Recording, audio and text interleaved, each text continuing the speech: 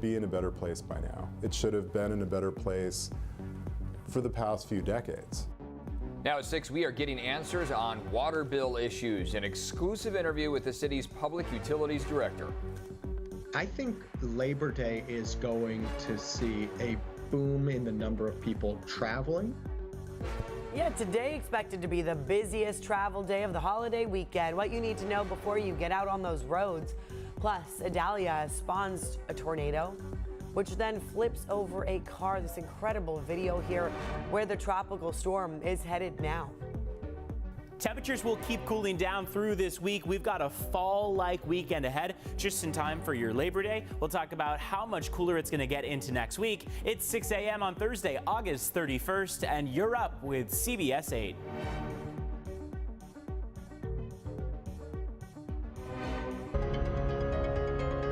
Well, this morning, millions of Americans getting ready to travel for the Labor Day weekend. Today expected to be the busiest travel day. Yes, on this Thursday. Glad you're with us at 6 a.m. I'm Eric Conard. And I'm Netta Urabor. Yeah, maybe people are getting up to get ready for a holiday. It all comes on the same day that some flight attendants are expected to picket outside of San Diego International Airport. So this could impact some of you showing up at the airport. Let's check in with CBS 8's Chris Groh this morning. What's the reason behind this demonstration, Chris?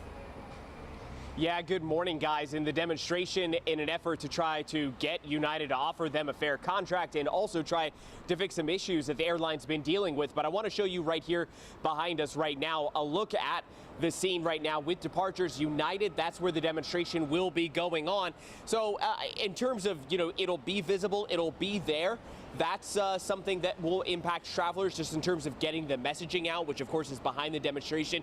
But I don't think it will have too big of an impact on folks getting in and out of the airport. Now, of course, we know that Labor Day this weekend, this is going to be a busy travel season, right? You are going to see a lot of people here today, tomorrow, and through the weekend with departures, and then of course eventually with arrivals just next week. In fact, when you take a look at the numbers, they're pretty staggering compared to just last year.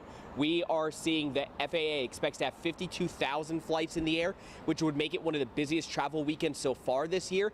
And then from Friday through Wednesday, the TSA expects 14 million people will travel by plane, which they say would be an 11% hike from Labor Day of 2022. Now, some of the very popular destinations that people are going to be traveling to include Las Vegas, as well as Seattle, Anchorage, Alaska, New York, and even Orlando. But with Orlando, remember, we did just have a hurricane go through Florida, so keep an eye on whether or not you could be experiencing any delays or potentially cancellations. There's always going to be some amount of cancellations that happen as long as we have bad weather on the schedule. Yeah, and so again, you can see just right now here at 6 o'clock in the morning, things are pretty steady. It's not the busiest that we've ever seen things by any means. But look, this is going to be likely the scene here for the next 2 days, today and tomorrow. So if you're leaving on any one of these days, be sure to get out here early. Eric and Netta. Good advice. All right, starting to get busy. Thank you very much, Chris. And for those of you driving instead of flying, check out the gas prices. Yeah, this morning, San Diego's average price, $5.37 for a gallon of regular. We were paying a lot last year, but less than this year, $5.23 at this time last year. Let's turn now to this developing story. This morning, San Diego police searching for a man they say stabbed and killed another man at a McDonald's in the Midway District. It was in the middle of the day, just before noon yesterday on Midway Drive when this happened. Officers found a 35-year-old man on the ground. When they got there, he was taken to a hospital where he died. Witnesses say the suspect arrived in a light-colored minivan, jumped out, then attacked the victim before taking off. Police say it's not clear what led to that confrontation. For the first time, the city of San Diego's public utilities director is sitting down exclusively with CBS 8 to explain why thousands of customers aren't getting their water bills on time. We've been working for you, pushing for answers after hearing from a lot of you who have had your bills held up for months. As CBS 8's Shannon Handy reports, the director admits the department has been struggling to find a solution to this billing problem, but promised a fix is coming next month.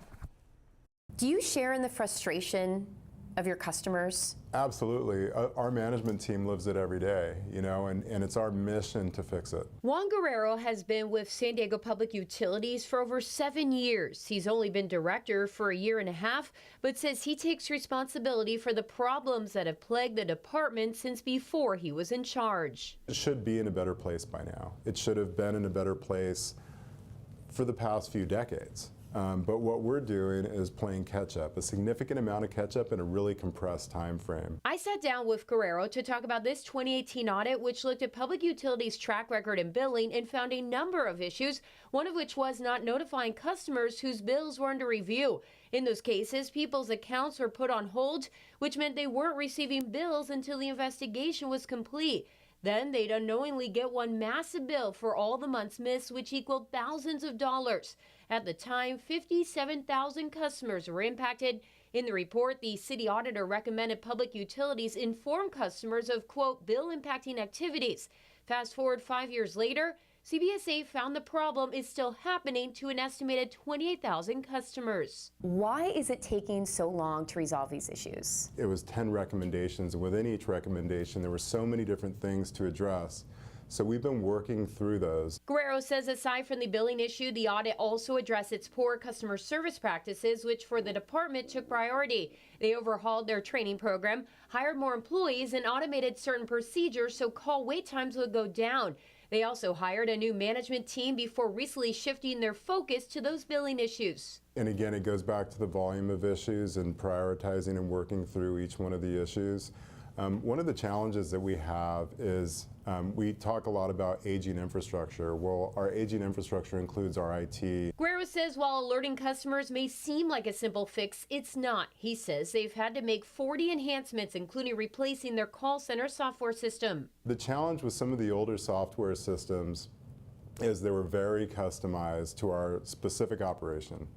And there were multiple software systems that are standardized throughout the city that had to work together. In addition to that, he says a lack of staffing led to a backlog of held bills. Not only that, but as one of the largest public utilities in the state, he says there are other programs and projects to run that can't be put on pause. As we're working through these improvements, we're running a live operation, so it really takes time to get through everything. Guerrero admits it's been a challenge, but says customers whose bills are held can expect notifications in September. As for his message to those affected, I apologize to them for the operations that we're working diligently to improve. Are you confident the department can resolve all these issues? Yes, absolutely. Guerrero says people who do get those massive bills can go on a payment plan with no added fees, but you have to call in for that. He says their wait times have gone down to an average of 30 minutes. They hope to get to 0. They also still have 10 open positions. There was a lot more discussed, including why not just a bill for customers for something instead of nothing, or why do customers impacted by this still have a $0 balance? We're going to share the answers to a lot more of these questions with you and more today at 6 p.m. All right, 6:08 now, and as we look outside, did you catch the moon a little bit? It's right. Yeah. It is now. It's here. Lisa, we're doing okay. Coastline, I'm not quite as confident of. A little cloudy still. We need to hear you because everyone wants to know about this whole blue moon thing. He did say in Kearny Mesa you can catch the moon. You're wearing the blue suit for the blue moon. Yeah. Look at Blue that. suit for the blue moon. I mean, you can see it outside in Kearny Mesa right now. We have limited visibility still closer to our coastline. However, it looks like over the next couple of hours, those clouds will start to lift. We'll get a bit more sunshine. Sadly, this moon is setting in about 30 minutes or so. So if you're along the coast and you are just dying to see it, you're probably going to have to head east. But take a look at what a widespread problem we're looking at as far as visibility goes. Miramar is at half a mile, El Cajon at 6 miles, Kearny Mesa at 5 miles for North Island, so in Coronado, and same in Imperial Beach. So we're still running into that widespread trouble related to visibility as opposed to the patchy issues that we had dealt with earlier in the week. This marine layer is now becoming more and more dense with each day, and that's because that trough of low pressure is sinking in. So as low pressure moves in, we're going to see a more enhanced marine layer That's going to be daily between now and the upcoming weekend, and also between today and the upcoming weekend, we'll see temperatures cool day to day. So today is day one of cooling. No longer do we have the 90s as average today, 87 degrees on average inland, 88 for the mountains, 108 out there for the desert. Still pretty warm for your desert regions. 77 along the coast, some passing clouds that we'll be working through. Here's what it looks like walking out the door though right now. We're still in the upper 60s, low 70s out there. Yesterday we talked about how there really wasn't much of an opportunity to allow for the sea breeze to bring in some cooler air. We really haven't been able to open up the windows and let in the cool overnight temperatures because overnight we've been staying at 70 degrees in Carlsbad, 68 in El Cajon, so it really doesn't bring much of a differentiation. However, what we're going to see is that by the afternoon, we will be cooler across the board. We are now a degree cooler in Carlsbad and Encinitas, 2 degrees cooler for La Mesa, El Cajon, but that'll become much more pronounced by the afternoon stretch, and day to day will be dropping all the way down to the 70s by Sunday. Let's take a look at your border wait times out the door. 6:10 on the clock so far. It's looking like at the San Ysidro Port of Entry, you're going to be waiting about 90 minutes, an hour and a half. Otay Mesa Port of Entry, an hour 15. Ned and Eric, back to you. Evan, thank you very much. And still ahead here, caught on camera, Idalia creating a tornado that, look at that, flips over a car. A look at the devastation left behind by this storm. Plus, another concerning moment for Senate Minority Leader Mitch McConnell as he freezes for a second time. And the rare moon that lit up the night sky.